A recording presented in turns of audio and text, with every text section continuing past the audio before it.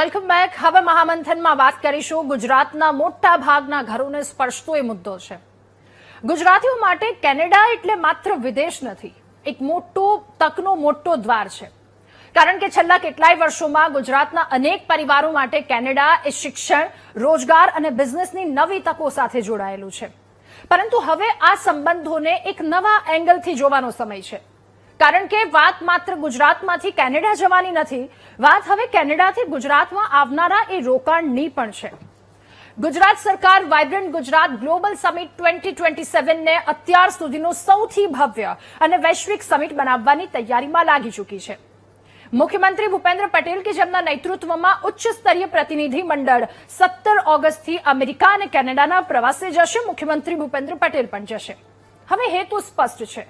વિશ્વના રોકાણકારો અને ઉદ્યોગપતિઓને ગુજરાતમાં રોકાણ માટે આમંત્રણ આપવું અને રાજ્યને વૈશ્વિક બિઝનેસ હબ તરીકે વધારે મજબૂત બનાવવું. અનેક ગુજરાતી ઉદ્યોગપતિઓ ત્યાં પોતાનો વ્યવસાય ચલાવે છે અને ભારત અને કેનેડા વચ્ચેના આર્થિક સંબંધોમાં પણ ગુજરાતીઓની ભૂમિકા જોવા મળે છે. એટલે કે હવે સવાલ એ છે કે જે ગુજરાતીઓ વર્ષોથી કેનેડામાં પોતાની મહેનતથી આગળ વધી રહ્યા છે, શું તેઓ ગુજરાતમાં પણ નવી મૂડી, ટેકનોલોજી અથવા તો નવા બિઝનેસ લઈને આવી શકે છે? શું કેનેડા ગુજરાત માટે માત્ર એનઆરઆઈ કનેક્શન નહીં, પરંતુ એક મોટું રોકાણનું કેન્દ્ર બની શકે છે? Green energy, technology, manufacturing, SME અને સ્ટાર્ટઅપ જેવા ક્ષેત્રોમાં આ બંને દેશો વચ્ચે સહયોગની કેટલી શક્યતાઓ છે? સાથે વિદ્યાર્થીઓ જેઓ ત્યાં છે એને લઈને પણ કેટલીક મહત્વની ટિપ્સ છે.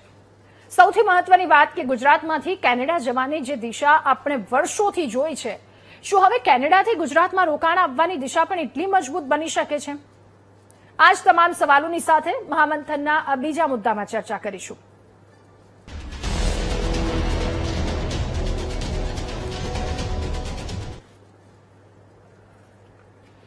તો આંતરરાષ્ટ્રીય વેપાર સલાહકાર ડોક્ટર મુકુંદ પુરોહિત આપણી સાથે જોડાયા છે. એમની પાસેથી જાણીશું, સમજીશું કે લોકો ત્યાં જાય છે તો કયા પ્રકારનું એન્વાયરમેન્ટ, શું કરવું જોઈએ. સર, આપનું ખૂબ સ્વાગત છે મહામંથનમાં. સર, છેલ્લા કેટલાય વર્ષોમાં કેનેડાની ઇમિગ્રેશન નીતિઓમાં બહુ બદલાવો આવ્યા છે.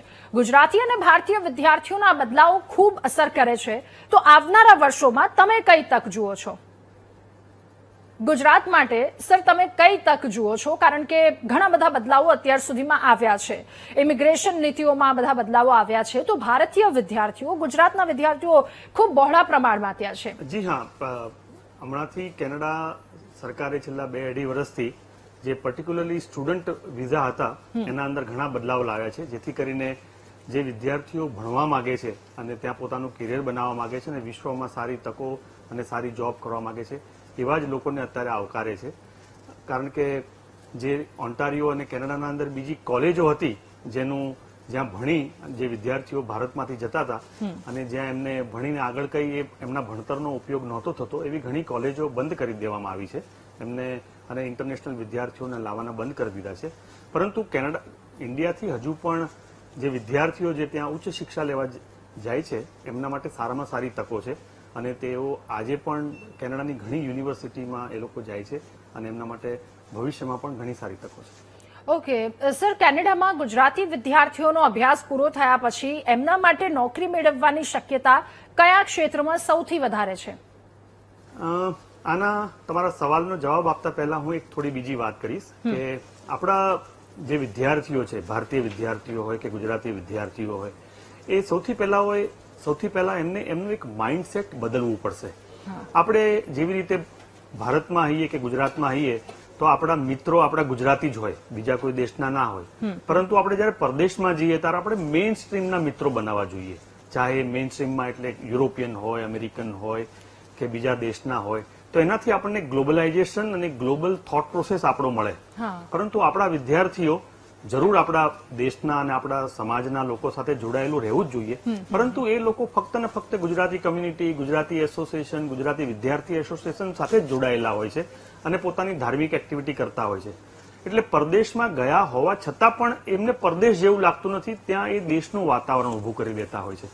એટલે એમને જે બીજી ઓપોર્ચ્યુનિટી છે, હમણાં તો જો કે સોશિયલ મીડિયાનો, ઇન્સ્ટાગ્રામનો અને ફેસબુકનો જમાનો છે એટલે એમને ઘણી બધી ઓપોર્ચ્યુનિટી મળે છે. પરંતુ મારું પર્સનલ ઓબ્ઝર્વેશન છે કે એના હિસાબે એ લોકોની જે ઓપોર્ચ્યુનિટી છે એ બહુ લિમિટમાં થઈ જાય છે. પરંતુ આપના પ્રશ્નનો જવાબ આપતા હું કહું કે હેલ્થકેરમાં, પછી ફાઇનાન્શિયલ સર્વિસીસમાં, બેન્કિંગ સેક્ટરમાં, આ બધા સેક્ટરમાં ઘણા બધા ઓપોર્ચ્યુનિટી છે અને વિદ્યાર્થીઓને ભણ્યા પછી ત્યાં સારી જોબ મળે પણ છે. ઓકે સર, ગુજરાતી વિદ્યાર્થીઓને કેનેડામાં સ્થાયી થવા માટે આજના સમયમાં કયા રસ્તાઓ વધારે ઉચિત છે? એ જોબને લઈને, બિઝનેસને લઈને, અથવા તો શરૂઆતી? વિદ્યાર્થીઓ માટે તો જે કેનેડાની જે ઇમિગ્રેશન પોલિસી છે, જે હું ઇમિગ્રેશન એક્સપર્ટ નથી છતાં પણ જે મારું નોલેજ છે એ પ્રમાણે કે એમને એમના પોતાના ફિલ્ડમાં જ જોબ શોધવી જોઈએ, જેના ઉપર એમને વર્ક પરમિટ મળે. અને એ વર્ક પરમિટ એમને 3 વર્ષ પૂરી કર્યા પછી એ PR થાય અને એમનો પરમનન્ટ રેસિડન્સ મળ્યા પછી એ સિટીઝન થાય. પરંતુ કોઈ પણ સંજોગોમાં પૈસાની જરૂરિયાત હોય, ડોલરની જરૂરિયાત હોય, અહીંયા મા બાપ પર બોજ ના થાય એટલે લોકો માગી ના શકે અને ભણવાની સાથે સાથે સાઈડમાં કોઈ નોકરી કરે એ યોગ્ય છે, કરવું જ જોઈએ, મહેનત કરવી જોઈએ. પરંતુ પોતાનું ફિલ્ડ, IT ફિલ્ડ હોય, હેલ્થકેર ફિલ્ડ હોય કે મેનેજમેન્ટનું કોઈ ફિલ્ડ હોય, એ ફિલ્ડના અંદર ફોકસ રહેવું જોઈએ અને એ જ ફિલ્ડમાં જ નોકરી શોધવી જોઈએ. નહીં કે પછી એમને જે મળી એક વખત ફેક્ટરીમાં કે કોઈ પણ રેસ્ટોરન્ટમાં કે કોઈ પણ કોફી શોપમાં એ લોકો નોકરી કરતા થઈ જાય. કારણ કે આ કરવાથી શું થશે કે હું સમજી શકું છું કે એમની મજબૂરી છે, પરંતુ આ કરવાથી એમની જે સ્કિલ છે જેના માટે એ પરદેશમાં ગયા છે અને પરદેશમાં જઈને પોતાનું કેરિયર બનાવવા ગયા છે, એ સ્કિલનું ડેવલપમેન્ટ નહીં થાય. કેનેડાનો સૌથી મોટામાં મોટો એમ્પ્લોયરનો એક મોટામાં મોટો પ્રશ્ન હોય છે કે તમારી પાસે કેનેડિયન એક્સપિરિયન્સ છે, રિલેવન્ટ તમારા એજ્યુકેશનનું કેનેડિયન એક્સપિરિયન્સ જો તમારી પાસે ના હોય તો તમને મળતું નથી. દાખલા તરીકે હું કોઈ કોફી શોપમાં કામ કરતો હોઉં અને હું એમ કહું કે ના હું HR એક્ઝિક્યુટિવ છું, તો એ રિલિવન્ટ એક્સપિરિયન્સ નથી અને એના હિસાબે એમને ત્યાં જોબ મળતી નથી અને એના હિસાબે ફ્રસ્ટ્રેશન, સ્ટ્રેસ, ઘણા બધા ઇસ્યુ આપણે અત્યારે જે સમાજમાં જોઈ રહ્યા છે એનો ભોગ બને છે. ઓકે સર, હવે એ પણ જાણવું છે કે ગુજરાતમાં કેનેડિયન કંપનીઓને રોકાણ માટે સૌથી વધારે આકર્ષિત કરતા એક ક્ષેત્રો કયા છે ગુજરાતમાં? તમને સૌથી વધારે તક ક્યાં દેખાય છે? કેનેડિયન કંપનીઓ ગુજરાતમાં જો રોકાણ કરવા માંગતી હોય તો ગુજરાત તો આપણે જાણીએ છીએ કે ભારતનું ગ્રોથ એન્જિન છે. આપણી પાસે રોડ, રસ્તા, ઇન્ફ્રાસ્ટ્રક્ચર, આપણા પોર્ટની ફેસિલિટી, ગવર્મેન્ટ ફ્રેન્ડલી છે અને દરેક પ્રકારની વસ્તુઓ અવેલેબલ છે. એટલે એ લોકો માટે જે લોકો મેન્યુફેક્ચરિંગ અહીંયા કરવા માંગતા હોય, જોબ વર્ક કરાવવા માંગતા હોય, જોઈન્ટ પાર્ટનરશિપમાં બિઝનેસ કરવા માંગતા હોય કે પોતાની પ્રોડક્ટને અહીંયા સસ્તામાં, કારણ કે અહીંયા લેબર સસ્તું છે, અહીંયા મેન્યુફેક્ચરિંગ કરીને પાછું કેનેડામાં કે વિશ્વના બજારમાં એમને વેચવું હોય તો એ મેન્યુફેક્ચરિંગ યુનિટ પણ અહીંયા નાખી શકે એમ છે અને એના હિસાબે એમને ઘણો ફાયદો થશે. ગુજરાતના અંદર લેબર માર્કેટ પણ આપણને આખા ભારતમાંથી સારામાં સારું લેબર માર્કેટ, સારામાં સારા એન્જિનિયરો, સારામાં સારા મેનેજમેન્ટના લોકો પણ મળે છે, કારણ કે ગુજરાતના અંદર સારામાં સારી ભારતની યુનિવર્સિટીઝ પણ આવેલી છે. ઓકે સર, મુખ્યમંત્રી ભૂપેન્દ્ર પટેલ વાઇબ્રન્ટ ગુજરાત પહેલા કેનેડા આવી રહ્યા છે. Gift city, green energy, semiconductor અને કૃષિ ક્ષેત્રમાં કેનેડાની કેટલી રુચિ હોઈ શકે? ખૂબ જ રુચિ હોઈ શકે. આજે જ મારે કેનેડાના મિનિસ્ટર સાથે જ મારે એક મુલાકાત હતી અને એના ઉપર જ અમે ચર્ચા કરતા હતા અને આપણા ગુજરાતના મુખ્યમંત્રી શ્રી ભૂપેન્દ્રભાઈ પટેલની કેનેડાની આ મુલાકાત ખૂબ જ રસપ્રદ અને ખૂબ જ ફળદાયી રહેશે એવી મને ચોક્કસ ખાતરી છે. કારણ કે કેનેડા અને ગુજરાત વચ્ચે અને કેનેડા અને ઇન્ડિયા વચ્ચે જે એક પોલિટિકલ ડાયલોગ અને પોલિટિકલ કમ્ફર્ટ ઝોન જે ઊભું થવું જોઈતું હતું એ હમણાં રિસન્ટ સમયમાં જ વાતાવરણ બદલાયું છે અને ઊભું થયું છે. એના ભાગરૂપે ભારતના મિનિસ્ટર પિયુષ ગોયલજી હમણાં ટોરન્ટોમાં હતા 26મી મે. હમણાં આપણા મુખ્યમંત્રી કેનેડા જઈ રહ્યા છે વાઇબ્રન્ટ ગુજરાત માટે.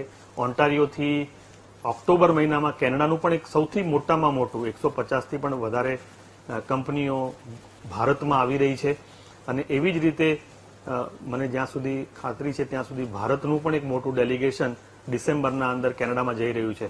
હવે આ પ્રકારની જ્યારે બંને દેશો વચ્ચે પોલિટિકલ અને બિઝનેસની ચર્ચાઓ હોય, ડેલિગેશન આવતા જતા હોય ત્યારે આપણને ખબર છે કે ડાઉન ધ લાઇન એક સારું ઇન્વેસ્ટમેન્ટ બંને દેશો વચ્ચે થવાની ખૂબ સારી સંભાવના છે અને મુખ્યમંત્રીની રાઈટ ટાઈમ પર, હું ચોક્કસ આ શબ્દ વાપરીશ કે રાઈટ ટાઈમ પર કેનેડાની આ મુલાકાત ખૂબ જ સફળ રહેશે અને એનર્જી ક્ષેત્રમાં ખૂબ જ સારી ઓપોર્ચ્યુનિટી ગુજરાત માટે છે. ઓકે, ગુજરાતના એમએસએમઈ ઉદ્યોગો એ કેનેડિયન કંપનીઓ સાથે કેવી રીતે ભાગીદારી કરી શકે, જો એ આપની પાસેથી જાણવું હોય તો? જોબ વર્ક કેનેડાના અંદર બેઝિકલી જે મેનપાવર જે ખર્ચો છે, Canada is very expensive for manufacturing area. તો ગુજરાતની જે એમએસએમઈ કંપનીઓ છે, જે લોકો ઓલરેડી એન્જિનિયરિંગમાં મેન્યુફેક્ચરિંગ કરે છે, એવા લોકો જો કેનેડિયન કંપનીઓ સાથે જોઈન્ટ વેન્ચરમાં કે વ્હાઇટ લેબલમાં કે જોબ વર્કમાં કામ કરે તો ગુજરાતની એમએસએમઈ કંપનીઓને પણ ખૂબ જ ફાયદો થઈ શકે એમ છે. ઓકે સર, વિદેશી રોકાણકારો માટે ગુજરાતને અન્ય રાજ્ય કરતા શું વિશેષ બનાવે છે કે તે લોકો ગુજરાત મેં આપને પ્રત્યે કીધું એવી રીતના કે સૌથી પહેલું તો ગુજરાતનું જે આપણી સરકાર છે એ એક સરળ સિંગલ વિન્ડો ક્લિયરન્સ વાળી સરકાર છે. મારા પોતાના અનુભવ છે અને બાકીના વિષયો મેં આપને જણાવ્યા એ પ્રમાણે infrastructure, labour market, export facility, port facility આ બધી ખૂબ જ સારી છે, જેનાથી કેનેડાની જે કંપનીઓ છે એ ગુજરાતમાં જો ઇન્વેસ્ટ કરે તો એમને ખૂબ જ ફાયદો થઈ શકે. ઓકે, થોડી નાના ઉદ્યોગો વિશે માહિતી મેળવવી છે સર. એમએસએમઈ કેનેડામાં નિકાસ શરૂ કરવા માંગતા હોય નાના ઉદ્યોગો, તો એમનું પ્રથમ પગલું શું હોવું જોઈએ? ગુજરાતના નાના ઉદ્યોગોની કઈ પ્રોડક્ટની કેનેડામાં સૌથી વધારે માંગ છે? સૌથી પહેલું તો પગથિયું એ હોવું જોઈએ કે પોતાની જે પ્રોડક્ટ છે એ પ્રોડક્ટની કેનેડાના અંદર ડિમાન્ડ છે કે નહીં, અને જો એમની સાથે કોઈ ડિમાન્ડ હોય તો એમના ડાયરેક્ટ જે ક્લાયન્ટ છે, આપણે બહુ સિમ્પલ જવાબ છે કે એમની જોડે ડાયરેક્ટ કોન્ટેક્ટ કરવો જોઈએ. પરંતુ મહત્વની 3 ચેનલ છે જે આજના આપણા ગુજરાતના કદાચ એમએસએમઈ કે એસએમઈ વાળા યુઝ નથી કરતા. એ સૌથી પહેલું એ છે કે ગુજરાતના અંદર કેનેડિયન ટ્રેડ ઓફિસ અમદાવાદમાં આવેલી છે. બીજું કે કેનેડિયન ચેમ્બર ઓફ કોમર્સ કે ગુજરાત વેપારી મંડળની ઓફિસો પણ અહીંયા છે. એવી જ રીતને કેનેડાના અંદર ભારતીય દૂતાવાસ એટલે કે Canadian Indian high commissioner in ઓટાવા, consulate general in Toronto, આ બધી ઓફિસીસ છે. આ સરકારની આ એ જગ્યાઓ છે જ્યાં કોઈ પણ એમએસએમઈ કે એસએમઈ ના લોકોએ સૌથી પહેલો કોન્ટેક્ટ ત્યાં કરવો જોઈએ. ત્યાંથી એમને ડેટા મળે, ત્યાંથી એમને બાયર મળે, નહીં કે ઇન્સ્ટાગ્રામ કે વોટ્સઅપ પરથી કે કોઈ કન્સલ્ટન્ટ પાસેથી. અને આ રૂટથી એમને ત્યાં જઈ અને ત્યાંના જે લોકો છે એમનો કોન્ટેક્ટ કરવો જોઈએ. મેં છેલ્લા 25 વર્ષથી હું પોતે કેનેડામાં રહું છું અને આ બહુ મોટી ગેપ મેં જોઈ છે કે હું જયારે ગુજરાત આવું છું ત્યારે ગુજરાતના બિઝનેસમેનોને હંમેશા કહે છે કે અમારે કેનેડામાં અમારી પ્રોડક્ટ સપ્લાય કરવી છે, અમારે કોઈ સર્વિસ આપવી છે, અમારે એન્જિનિયરિંગ જોડે, કારણ કે ઓન્ટારિયોમાં મોટામાં મોટું એ એન્જિનિયરિંગ હબ છે. ત્યાં કાર મેન્યુફેક્ચરિંગ, જનરલ મોટર, ટોયોટો આ બધી છે અને ગુજરાતના અંદર પણ કાર મેન્યુફેક્ચરિંગનું ઓટોમોબાઈલ્સનું મોટું હબ છે.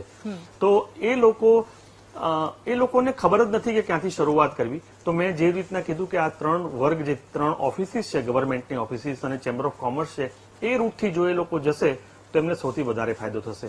ડેલિગેશનમાં જવું, ત્યાં 1-on-1 મીટિંગ કરવી, B2B મીટિંગ કરવી, B2G મીટિંગ કરવી, કાર્ડ એક્સચેન્જ કરવા, એ એક છે.